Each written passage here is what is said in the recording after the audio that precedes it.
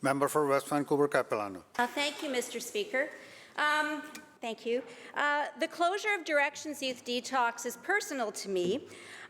When you say no reduction in services, I don't understand where a young person, a street-entrenched young person at 1 o'clock in the morning who decides they need to seek support is going to go with the closure of this only youth-focused detox program in Vancouver.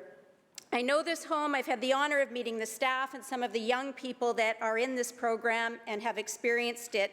I've seen the impact of Directions on the vulnerable youth, including a 16-year-old girl who had her life saved by this program, and its incredible, caring staff.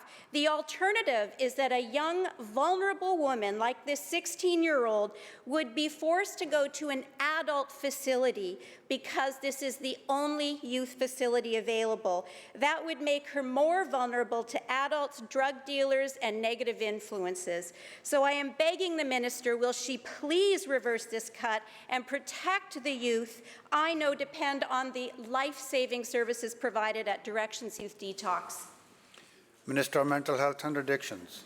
Thank you, Mr. Speaker. Vancouver Coastal Health has undertaken community engagement with youth and families. What they heard is that there is need for more support for parents and caregivers to be involved in their child's care, and that there's need for more responsive and client-centered services. I've directed the health authorities never to let a contract like this expire without already having the new system of care in place, so there will be no loss of support and services for young people. Vancouver Coastal Health says that this was an underutilized system, and so we're going to build different kinds of supports designed or as directed and determined by the people that are using them. There'll be no loss of service. There will be new services added instead by the time that the contract with Directions ends in June. Member for West Vancouver Capilano, supplemental. Mr. Speaker, the minister talks about family and in-home care. Many of the young people who are street-entrenched who access this service, they don't have family. They don't have anywhere else to go. So the other programs that are being described are not programs that are going to be appropriate for them. If the minister was serious about saving lives, she would restore funding not just to Directions, but to all the community recovery centres that have been cut by this NDP government. But the minister's record gives us little reason to trust her, Mr. Speaker. She's admitted that the youth beds announced 2 years ago, only 28 have opened, which is less than a quarter of what this government promised. An estimated 300,000 youth in BC, that is 1 out of 5, need mental health and substance use services, and things are getting worse, not better. I'll quote Serena Jackson, who is a youth support worker, shutting down Directions Detox in the middle of a poison drug crisis is completely unacceptable. People will die. This is not an exaggeration, unquote. Will the minister please reverse this NDP cut? Minister.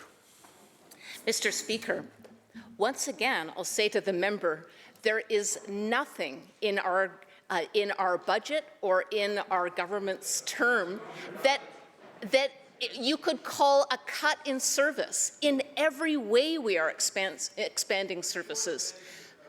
There's no question that fighting 2 public health emergencies and unrolling a mass immunization campaign has made it challenging for our healthcare system to implement, for example, the doubling of youth treatment beds that we have committed to in budget, and the work continues to be underway. But we've already added hundreds of new treatment beds. We're adding hundreds more. I will hold our record up against any other governments in British Columbia anytime. We're determined to build the supports that young people need. In this case with Directions, we are not discontinuing service. We are adapting and expanding service that young people need in that community, and Vancouver Coastal Health is the implementer and is making those decisions based on evidence with our funding.